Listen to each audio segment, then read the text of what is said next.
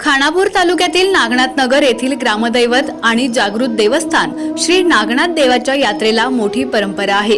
या यात्रेनिमित्त होणाऱ्या गेल्या 200 वर्षांची प्रदीर्घ परंपरा आणि संपूर्ण देशभर प्रसिद्ध असलेला बगाड पळवण्याचा सोहळा आज लाखो भाविकांच्या उपस्थितीत नागनाथाच्या नावानं चांगभलच्या गजरात मोठ्या उत्साहात संपन्न झाला।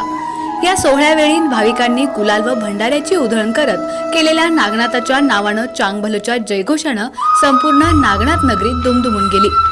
गुढीपाडव्याच्या मुहूर्तावर नागनाथ देवाच्या यात्रेला प्रारंभ झाला।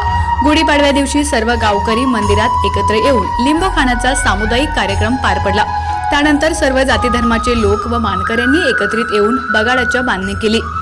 आज बुधवारी यात्रेचा मुख्य दिवस असल्यानं सकाळी श्रींच्या मूर्तीस स्नान, अभिषेक, पोशाख, धुपारती करण्यात आली। त्यानंतर चांदीचा रत्नजडित मुकुट व दागिन्यांनी देवाला सजवले जाते। सालंकृत विधिवत पूजा बांधली जाते।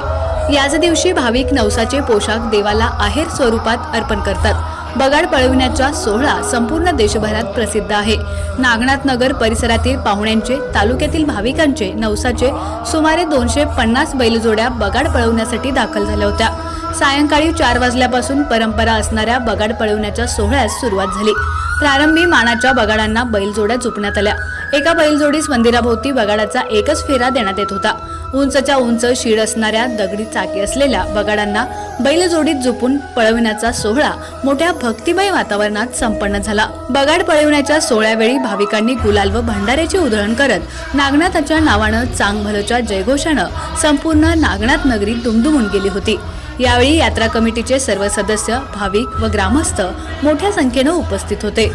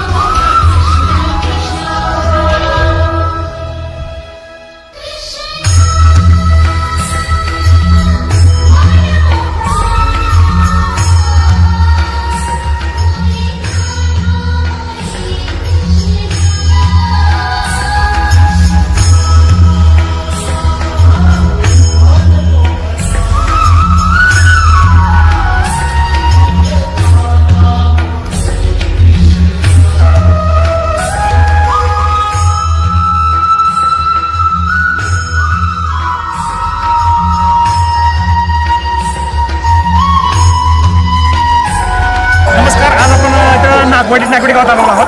मी प्राध्यापक यादव। नागवडी गावचं वैशिष्ट्य म्हणजे गेल्या 200 वर्ष झालं एक परंपरा आहे आणि या परंपरेमध्ये जे आपण बगाड बघताय, ही बगाड जी आहे त्या बगाडाचं वैशिष्ट्य म्हणजे या बगाडाला कुठंही लोखंडी खिळामोळाचा वापर न करता केवळ लाकडांचा वापर करून हे जे बगाड आहे हे बगाड तयार केलं गेलेलं आहे आणि हे बगाड या बैलांच्या साह्यानं दरवर्षी ओढलं जातं। इथं कुठल्याही प्रकारची शर्यत नसते।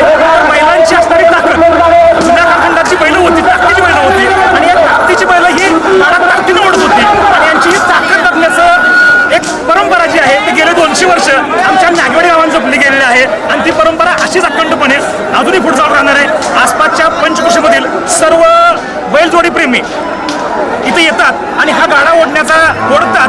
ही परंपरा अखंडपणे चालू राहणार आहे आणि अशी चालू राहते आणि नागोडच्या कृपानं